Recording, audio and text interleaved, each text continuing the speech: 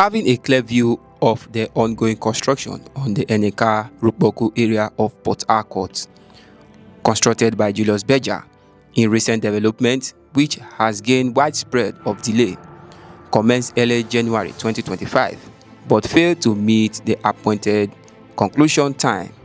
But in recent development, laborers are seen hastening the construction with full force and machineries to meet deadline and enable motorists and commercials to have full free access to engage in their daily activities.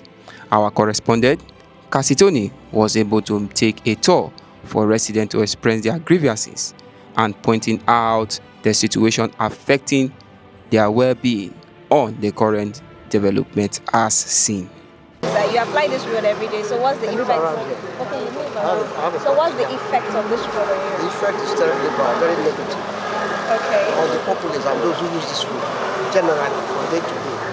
And the problem is that it's affecting every member of this community and those who come here to buy fuel. Because the cement, they're inhaling it. I'm the mega excavator operator, and the part of the workers at here. 6 months time. By 6 months time, we complete the job.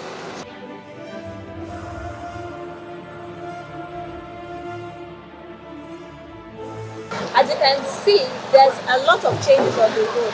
Before now, this road wasn't like this, but the workers are doing rapid work, they are doing their best, ensuring that this road is completed in less than no time. You can see vehicles moving on the road, which they've actually made a portion of the road motorable for road users and pedestrians to actually make use of.